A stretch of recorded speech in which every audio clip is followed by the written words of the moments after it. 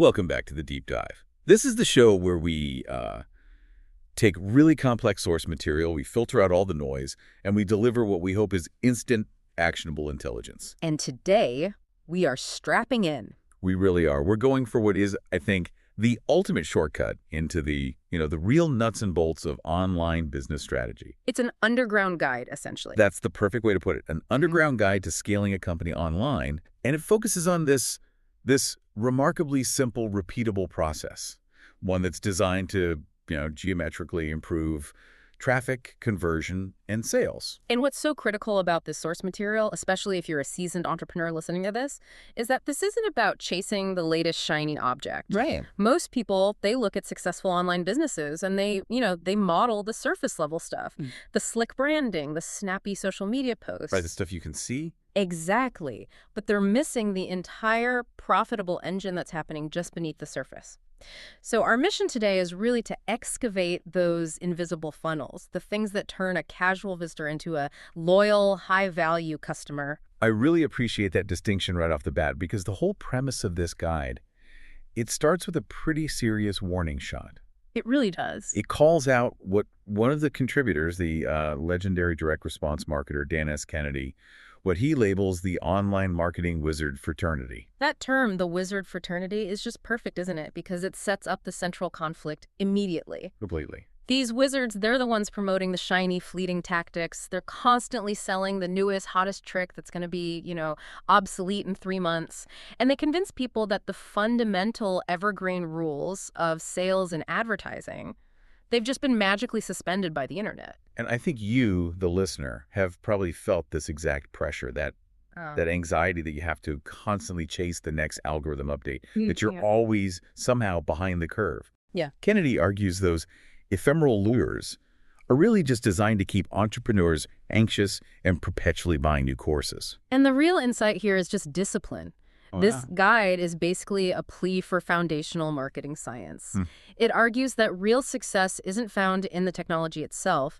It's found in incorporating those new digital tactics onto a solid mathematical foundation of true direct response marketing. So if your strategy is based on timeless human psychology and proven math, then it's evergreen. Yeah. It'll work just as well a decade from now, Right. Regardless of what platform ends up replacing Facebook. Okay, so our objective today is precise. We are extracting the core, the foundational, the timeless strategies for scaling an online business. We are moving past the flat, two-dimensional website that just lists services. And learning how to transform it into what the source calls a three-dimensional sales and marketing machine. And the host of the source material, he admits his biggest breakthrough, the one that took his business from, struggling to generating millions, it didn't come until he stopped focusing on the front page. Yeah. He realized success was entirely built around what happened after the initial buyer entered his marketing ecosystem. And that's the landscape we're charting today. All right, let's unpack this journey then. Because before you design a landing page or write a single line of copy or spend even $1 on advertising, the foundation has to be set. It has to be. And that foundation is called the secret formula. And the origin of this formula, it's actually rooted in the author's personal misery. He was trying to sell a product to absolutely everybody. Beginners, experts, different niches. Oh, that's a nightmare. It was. Yeah. And he was constantly exhausted and completely unprofitable. He realized that when you try to serve every possible demographic, you just end up appealing to none of them. Your marketing budget is just stretched way too thin. So the secret formula forces you to define your market and your value with, radical clarity. Painful clarity, almost. And it does it through 4 simple questions. Okay, let's walk through this. Question 1. WHO is your dream client. And the critique here is that most people stop way too short. They just define demographics. Male, 35-45, interested in tech. Right. This guide demands you go deeper. You have to define their passions, their deepest goals, their hidden fears, their current level of professional establishment. The examples they give are fantastic for showing this depth. They didn't just target online marketers. No. They created Julie motivated, values personal growth more than just raw money, and she's already established. She's bringing in 5 figures annually, so she's not a beginner. And Mike. And Mike, an ex-sportsman, super disciplined, also established at 5 figures, and he wants to help more people using the skills he already has. That specificity is such a critical psychological switch, isn't it? Yeah. Instead of writing some vague ad for 1,000 strangers, you are now writing a personal email directly to Julie or Mike. The host even recommends taking physical images of these avatars. Find a stock photo that represents them, print it out, hang it on your wall. And why? Because every time you write a headline, you ask yourself, would Julie click this? Would Mike find this useful? It just instantly filters all of your decisions. So once you know who you're talking to, question 2 gets a lot easier. Where can you find them? Yeah, this is about finding their current congregation. If you know Julie is established and professional, she's not hanging out in general Facebook groups, She's likely subscribed to specific high-end newsletters or she frequents particular B2B platforms. The search becomes hyper-targeted. And that precision flows right into question 3. What bait will you use to attract them? And the goal of the bait is twofold. It has to attract your dream client, but at the same time, it has to repel beginners and tire kickers. This is brilliant. It is. If your bait is, say, free guide to starting your first blog, you're going to attract a ton of beginners who will consume your free content and then never buy anything. Right. If, however, the bait is a book titled .com Secrets Labs, 108 Proven Split Test Winners, well, a beginner won't even know what a split test is or why they should care. But Julie and Mike, the established 5-figure entrepreneurs, they know exactly what a split test is. They're hungry for that optimization data, and they are instantly pre-qualified as serious players who are already spending money on ads. So the bait acts as this powerful instant filter. Exactly. Okay, finally, question 4. What result do you want to give them? This is about defining the pinnacle. You have to forget the features of your product. You're selling the ultimate life-changing result.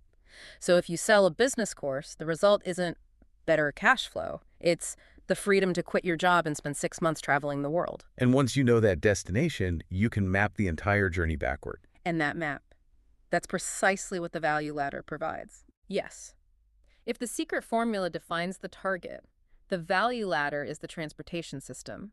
It's the range of products and services you need to move customers from that initial low-stakes bait all the way up to your highest-end, most expensive service. This is where we introduce that concept of progressive value. I mean, customers naturally spend more money as they receive greater value. And just as crucially, as they build greater trust with you, with the attracted character. The sources use 2 really exceptional anecdotes to illustrate this structure. Yeah. The first one is the dentist anecdote. Right. So the host walks in for the free dental cleaning. That's the lowest rung. That's the bait. But once he's in the chair and he's experienced some value, the dentist starts this low-pressure conversation about his yellow teeth, which then leads to the sale of teeth whitening trays, the first paid mid-level service. And the trays lead to a diagnostic, which then leads to a retainer. And the key structural component here is that the dentist locked the patient into a continuity program, multiple visits per year for maintenance. That's the highest recurring level of value. So the customer walks in for something free, receives immediate value, builds trust, and then leaves having committed, thousands of dollars. And all without ever feeling the pressure of a single hard sell. They just ascended the value chain naturally. The second anecdote about the chiropractor named Chad, that one really highlights the hidden revenue potential in most businesses. It really does. Chad was struggling, just selling $50 adjustments, so they redesigned his value ladder from the ground up. They realize a simple $50 adjustment is it's a blah product, right? People wait until they're in acute pain to even think about buying it. So instead, they used a free massage as the front-end bait. A free massage is enjoyable, it's high value, and it brings warm bodies through the door before they're in crisis mode. And once they're inside, the licensed massage therapists were trained to upsell the adjustments, which then led naturally to the wellness continuity programs. But here's the major breakthrough. Chad was trained in, but had never sold, high-end natural healing and nutritional consulting services. So by adding that to the top of his value ladder, his entire business transformed.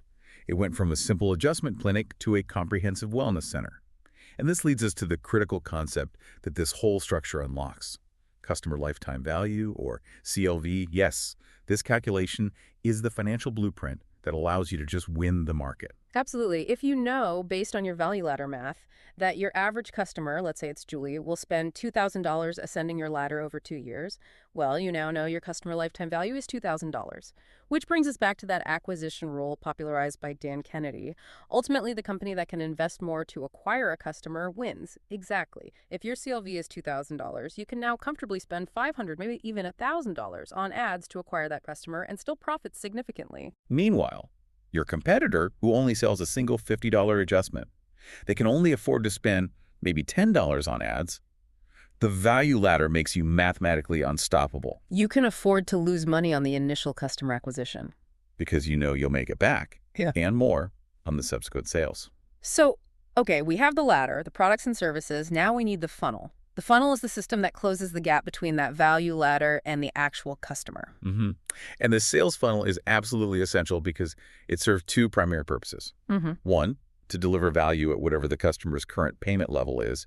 And two, to profitably identify the high-end dream clients who can afford the top of the value ladder. Right, the funnel is the necessary mechanism to build that trust. You can't just ask someone to buy your $10,000 coaching package immediately because you haven't delivered any value yet.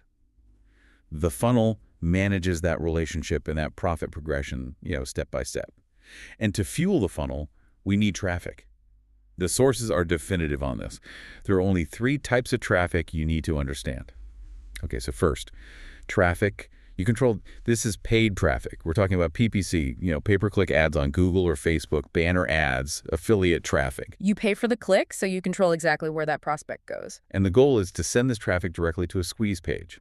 A simple landing page designed purely to collect an email address, to convert them instantly. Second is traffic you don't control. This is all your unpaid traffic. Organic SEO results, social media shares, PR mentions, guest blogs. This traffic is fantastic, but you have no control over the sequence of events that brought them to your digital doorstep. You can influence it, but you can't buy the click. So the goal here is to send them to a piece of content or a blog that is subtly modified to act as really a glorified squeeze page designed to capture that email address. And finally, the best, the most valuable traffic is traffic you saw. This is your proprietary distribution channel, your email list, your followers, your existing customer base. You can send an email or post an update at any time and generate instant free traffic. So the single defining goal of all your marketing efforts is simple. You have to convert controlled and uncontrolled traffic into own traffic as fast as you possibly can. Because the size of your list is a direct corollary to the size of your profit.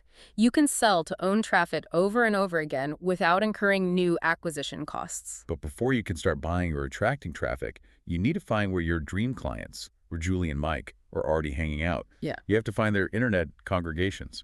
This is the true power of the internet for niche markets. Before, if you sold a product specifically for, say, collectors of rare action figures, you had to advertise broadly and inefficiently. Now, those collectors are congregated globally on specialized forums, Facebook groups, and niche blogs. And the path to finding them is deceptively simple. You just Google keywords plus forum, or you search for dedicated Facebook groups. The key is to think like the prospect. What niche phrase are they using? Right. If you sell complex wrestling gear, you go to themat.com.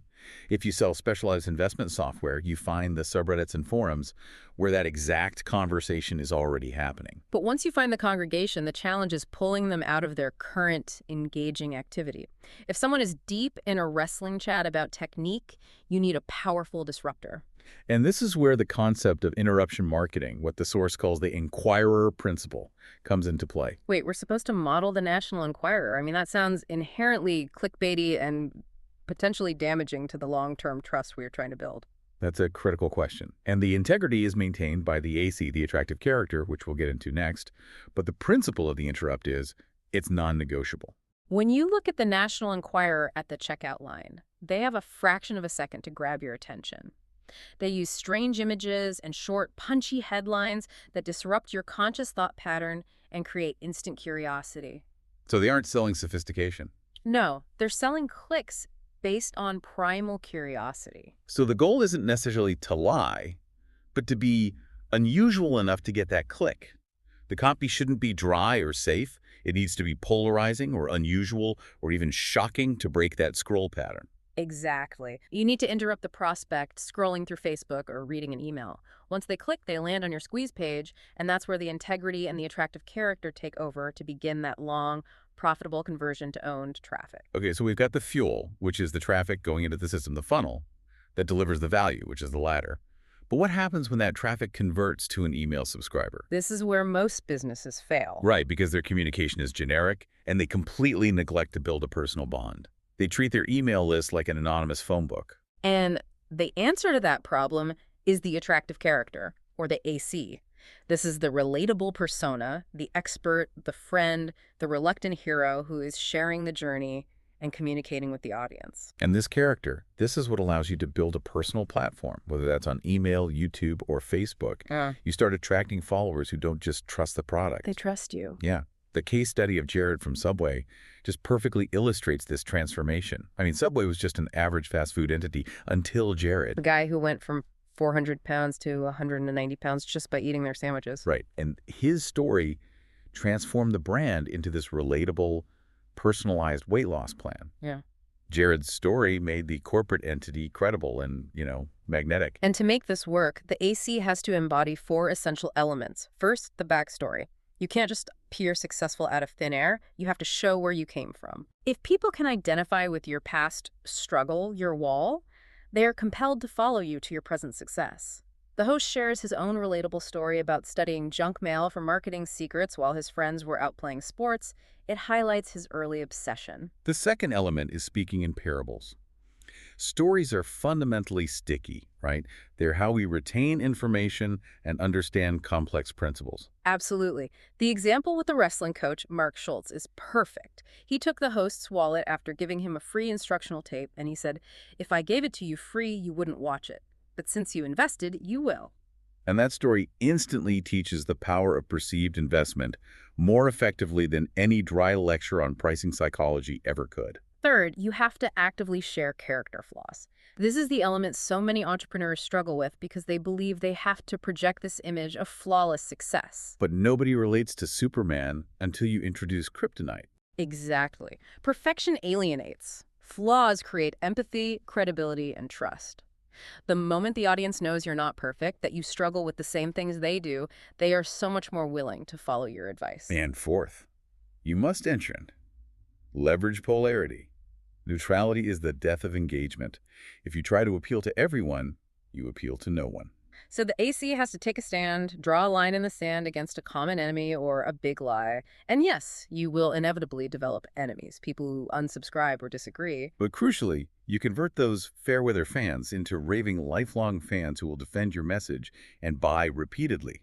You sacrifice that lukewarm middle to gain dedicated followers, and the AC can adopt one of 4 core identities to connect with the audience.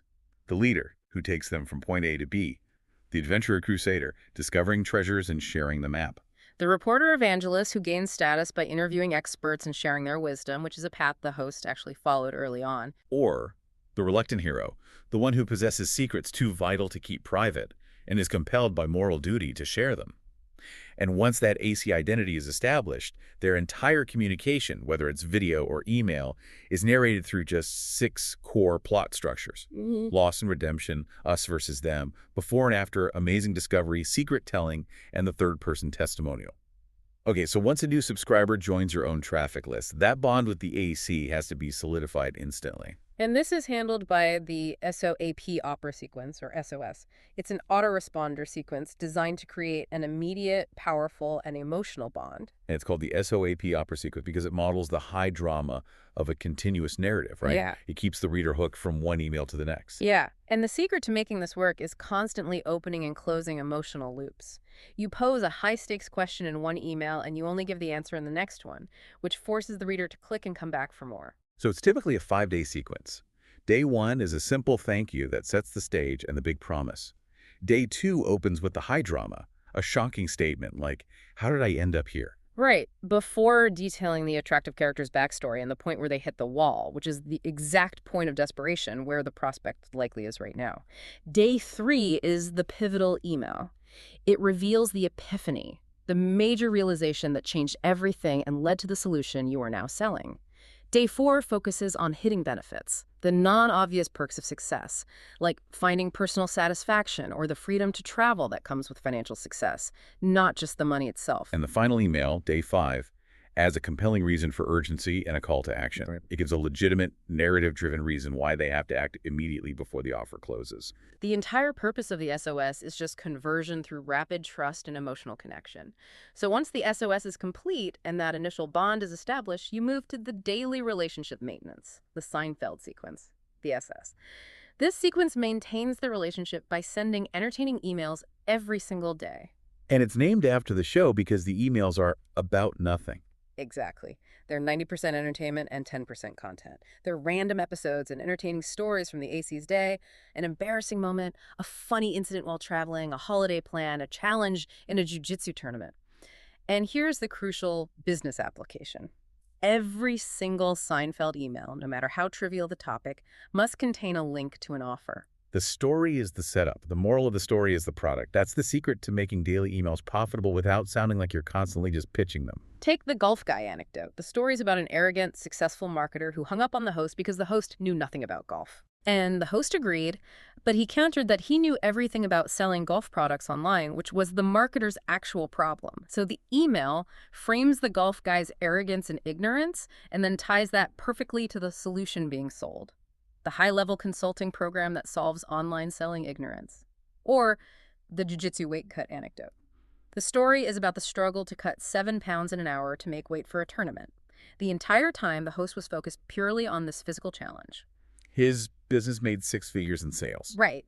So the email sells the coaching program by framing it as the way to gain freedom and create a business that runs itself, allowing the AC to pursue personal passions without financial stress. The story is the emotional hook.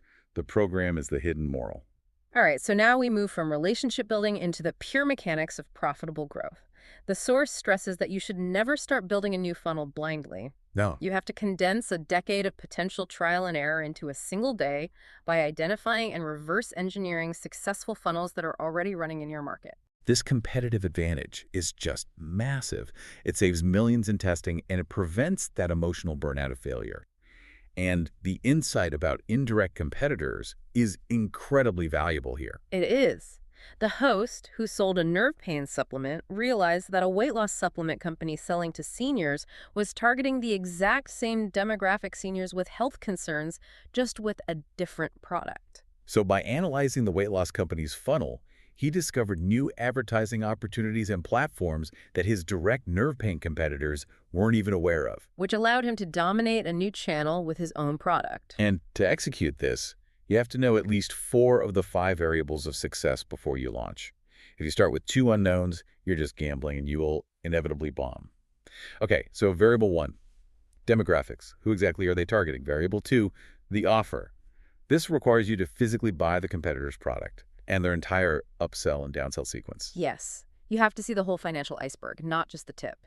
If you don't know the entire path the customer takes, you just can't compete effectively. The landing page. You have to model what already converts. Success leaves clues. Find the pages that are already generating sales and create something similar that speaks in your attractive character's unique voice. Don't waste time trying to reinvent the wheel, the traffic source. Where specifically are they buying their ads? Tools like SimilarWeb can reveal the exact websites, platforms, and even individual banner placements where the competition is successfully spending its money. And variable 5, ad copy. You need to collect long-running ads. If an ad has been running for months, it's profitable. Which makes it the single best indicator of copy that converts. So knowing these 5 variables lets you stop guessing and start modeling. You're simply finding the successful congregation, observing the effective messaging, and launching your own unique message in front of them, sending them on a small detour to your well-structured funnel.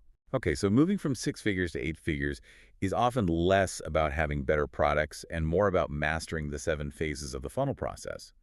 But the single most crucial element influencing the first 2 phases is understanding traffic temperature. Let's define the temperatures. So cold traffic. They don't know you, they don't like you, they don't trust you.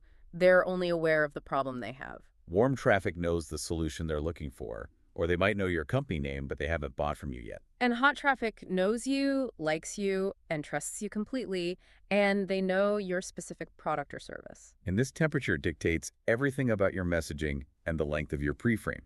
So phase one is traffic temperature, the pre-framing requirement. You have to put the prospect in the correct state of mind before they ever hit your core offer page. The classic MIT study is the perfect illustration of how subtle this can be.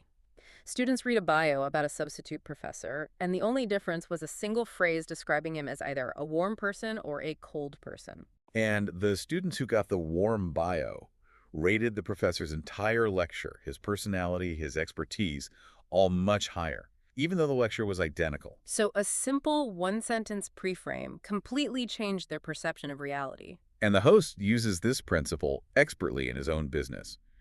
Before speaking events, he'd play a 3-minute video introduction featuring testimonials from major figures like Tony Robbins. So this controlled pre-frame ensured the audience viewed him as highly credible and successful before he even took the stage, which led to consistently higher sales results from the podium. Because the audience was already warm. The pre-frame bridge. Hot traffic needs a minimal bridge, a simple email link. Warm traffic needs a slightly longer pre-frame, maybe an endorsement or a lift note from a trusted partner they already know. But cold traffic requires the longest bridge, often a completely separate page designed to educate the prospect and close that knowledge gap. Right. If you're selling sophisticated software called list hacking to cold traffic, you can't assume they understand core terms like traffic and lists. So the cold bridge has to start with a general, powerful hook, and then use the bridge page to explain that customers are traffic and lists are essential for profit, making the eventual list hacking offer perfectly framed and logical. Okay, so once they're pre-framed, we move to phase 3. Qualify subscribers. This is simply getting the email address via a squeeze page, pop-up, or free account sign-up. And phase 4, qualify buyers. This is the crucial, immediate step right after subscription. The gold standard is a tripwire. Offer something valuable for a very low price, often $5 to $7. And the rationale learned from direct response legends like Dan Kennedy is that a buyer is a buyer is a buyer. The hardest sale you will ever make is the first one, because it requires them to pull out a credit card. Once they commit that first payment, they're exponentially more likely to buy the next product, regardless of the price. Phase 5 is where the quick money is made. Identify hyperactive buyers. These are the people who are in acute pain right now and are ready to buy multiple things right now to solve their problem. And that window of desperation closes fast. The host's bowling anecdote is the perfect psychological profile for this. After being defeated by a rival, the host was instantly ready to spend hundreds of dollars on expensive bowling gear, books, and coaching in a frantic attempt to solve his lack of skill. And that desperation means they will instantly buy every upsell you put in front of them, provided the value ladder progression makes sense. This is why immediate upsells and downsells are absolutely essential to funnel design. Okay, before we dive into the blueprints, let's just clarify some of the jargon you'll see in the next section. We mentioned the 23 building blocks. Can we define the critical ones that often confuse people? Absolutely. When we talk about these blocks, we often use acronyms. A VSL is a video sales letter, essentially a long-form sales script delivered as a video. An OTO is a one-time offer, which is the immediate, limited-time upsell offered right after the initial purchase. A downsell is what you offer if the customer declines the OTO. It's often a cheaper, slightly stripped-down version of the original upsell, designed to capture at least some revenue and keep them moving up the ladder. And continuity refers to any recurring subscription or membership fee. Perfect. That puts everyone on the same page for the execution phase. The source emphasizes that these 23 building blocks, things like quizzes, articles, VSLs, OTOs, continuity, etc., they can be rearranged to fit any market, from selling physical products to high-ticket consulting. But let's focus on the blueprint that really revolutionized the host's front-end business, the free plus shipping funnel. This funnel is pure genius because its purpose is simply to qualify buyers. It moves cold traffic into the value ladder as fast as possible, even if you lose a little bit of money up front. The host conducted a classic test, the 100 visitors test. Right. Selling a high-value product outright at, say, $197 yielded a standard industry conversion rate of about 1%. So 100 visitors resulted in one sale or $197 in revenue. But when they offered the exact same product, or a key portion of it, for free plus shipping cost, which usually meant the customer paid about $7 or $8, the conversion rate just skyrocketed to 8%. 8% conversion for a front-end offer is huge.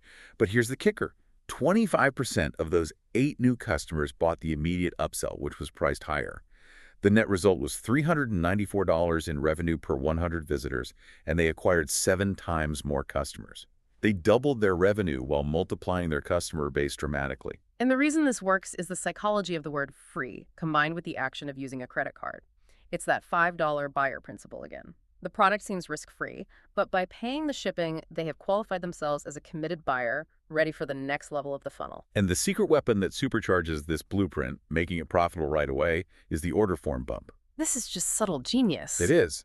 After the buyer has entered their credit card information for the free plus shipping offer, but before they click the final submit button, a small checkbox appears. It offers a related digital product, maybe a $37 guide, as an instant add-on. And the results.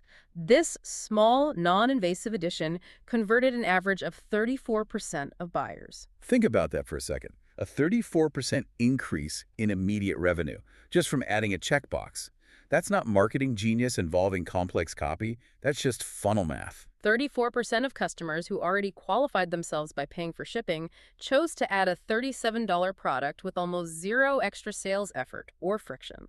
That tiny tweak dramatically increases the immediate front-end value of the customer, allowing the business to outspend the competition massively in customer acquisition. Okay, so now we move up the value ladder, away from the tripwire and toward those mid-price products and self-liquidating offers, or SLOs. And for that, we need a powerful long-form sales mechanism, which the source provides in the STAR Story Solution SSS script.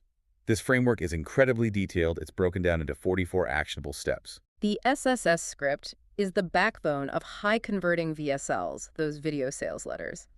It's meticulously structured to capture attention, build emotional empathy, and lead the prospect logically and emotionally to that purchase decision. It starts with Section 1, STAR. This is where you introduce the attractive character, the star, and you make the big promise. The one single desirable outcome the prospect will focus on, and you have to immediately interrupt their pattern and agitate their past failures. You're making an immediate, intense connection between the AC's journey and the prospect's current frustration. You're basically telling them, I know exactly why you're here. Story is the emotional core, the bulk of the script. It uses the AC's history, but it starts at the high drama point, not the beginning. So instead of starting with, I started my business in 2005, you start with, it was 3 a.m. and the bank was calling. Exactly. It hooks the reader immediately before detailing the events that led to the AC hitting the wall, the moment of desperation, mirroring the prospect's current pain. The story then shifts to reveal the epiphany, the major realization, the moment the AC discovered the truth that solves the problem. This leads to the crucial psychological step, exposing the big lie and the common enemy. You are telling the prospect why their previous attempts failed and, crucially, that it wasn't their fault. The enemy is the wizard fraternity or the complicated systems or the poor advice they received. This instantly aligns the AC with the prospect. And the story concludes by showing rapid growth and the hidden benefits, the non-obvious perks of success, before it transitions smoothly into the solution. Finally, Section 3, Solution. This is the formal, structured introduction of the product. The copy has to generate value by stacking features and bonuses that all relate back to that initial big promise. Then comes a powerful emotional close. This is executed using if-all statements to justify a high anchor price. For example, if all this did was let you fire your boss, would it be worth $5,000? If all this did was give you 2 more hours a day with your family, would it be worth $5,000? This anchors that high perceived value before you reveal the much lower actual price. And critically, you introduce legitimate scarcity like limited spots or the price is rising next week. The SSS script is often deployed in the next funnel blueprint, the perfect webinar funnel. I mean, webinars have dramatically democratized high-level sales, haven't they? They really have. They allow businesses to replicate that highly effective, high-trust selling from the back of the room model globally and automatically. And this automated sales pitch relies on a strict time format. The whole event is typically 60 to 75 minutes. The introduction is just 5 minutes. Set the big promise. Establish immediate credibility. Give a powerful hook to keep them until the end, like a free downloadable resource, and command their full, undivided attention. The content takes up the next 50 to 60 minutes. This is the value delivery mechanism, and it focuses intensely on the one thing. How to achieve X without Y. And then the source recommends dividing the one thing into 3 secrets. The structure of these 3 secrets is really crucial for the sale, though. They have to deliver genuine value, but they're specifically designed to challenge the common assumptions the prospect currently holds. Right. They give the what and the why, but they withhold the step-by-step how. This positions the product as the necessary, detailed execution guide for the principles they just learned. And you use stories, you connect with the attractive character to build deep trust during this content phase. And then there's the final segment, the stack. This is the transition to the sale, and it's the secret weapon that moves conversion rates from single digits to over 20%. Why is it called the stack? Because most people, they just list bonuses linearly. Here's bonus 1, here's bonus 2, here's bonus 3. And the buyer tends to value the total package based only on the last item mentioned. So the stack prevents this. It does. Every time a new bonus or feature is introduced, you use a visual stack slide to recap or stack the entire accumulated list, including the initial product. So by the time you reveal the final price, the prospect associates that price with the massive total accumulated value of the entire package, not just the last item. It drastically reduces price sensitivity and makes the final price seem like an absolute steal compared to the perceived value of the full stack. Okay, finally, we ascend to the highest point on the value ladder. High-ticket coaching, consulting, or mastermind programs, often priced at $5,000 or more. And the challenge here is the cost of overhead. You can't afford to waste a salesperson's time on 60 unqualified leads. So the solution is the three-step application process, which acts as this ruthless filter, ensuring only the most committed and qualified prospects reach the sales team. Step 1 is simple, a video or case study sharing dramatic results achievable through the program. This sets the standard and frames the opportunity. Step 2 is a comprehensive application itself, and this application forces the prospect to sell themselves on why they deserve to be a client. It requires them to detail their current business status, their goals, their budget, and their readiness to take immediate action. This application alone eliminates, 80% of tire kickers? And then there's step 3, the homework page. These are tasks, usually 3 short, specific videos that the prospect completes before the sales call. The videos reinforce the bond with the AC and the program's value, often focusing on deep emotional drivers like the host's personal story about family and passion. The homework page acts like a fence. It does. If someone won't jump over a small fence watching 3 free videos, they certainly aren't going to jump over the huge wall of actually paying $10,000 for the coaching program. This level of pre-selling ensures the sales team only speaks to deeply committed, qualified prospects. And this allows a company to replace 60 low-performing sellers with maybe 2 highly effective closers. And those 2 or 3 qualified salespeople use the 2-step closing script, which requires a setter and a closer. Why is separating those roles functionally necessary? Because the roles serve entirely different psychological functions. The setter's role is to build immediate rapport, extract the emotional motivators, their dreams, their fears, their pain points, and identify the hot buttons. The setter is the friend, the confidant. They absorb the initial emotional rejection. And the key question the setter asks is, why haven't you achieved your dreams already? The prospect has to admit that their lack of knowledge or their lack of a system is the barrier. So the closer's role then takes over as the high-status validator. They review the file created by the setter and secure the 4 critical commitments. Time. Are you ready to start now? Decision. Are you the sole decision maker? Resources. Do you have the financial investment? And teachability. Are you willing to follow instructions? And the most pivotal moment in this high-ticket sale is getting the prospect to sell themselves. Yes. The closer asks the prospect, why do you feel you would be a good candidate for this program? Once the prospect justifies the investment and their own readiness, once they convince themselves, the sale becomes a simple transaction. And that, from the secret formula right up to the high-ticket closing script, is the evergreen process hiding inside every major online success story. That's the blueprint. It's not magic, it's funnel mathematics and human psychology applied with discipline. So if you are feeling overwhelmed right now by the sheer density of acronyms and steps, that's actually a good sign. The source material assures us that feeling overwhelmed is healthy. Yeah, it means your brain is actively processing the density of high-level strategy that moves beyond simple tactics. These core concepts are evergreen, and they are simple to implement once you break them down. So if you need to move forward today and inject immediate momentum into your business, the guide strongly recommends focusing solely on the foundational steps first before you build a single landing page. Decide the ideal customer, WHO. Stop chasing everyone. Define your Julie and your Mike with radical clarity. Create the bait quickly. What one thing, like the 108 Split Test Winners Guide, will attract your dream client and repel everyone else? Outline your value ladder. Map out the exact products and services you need to move them from that free bait to your highest end result, ensuring you are maximizing your customer lifetime value.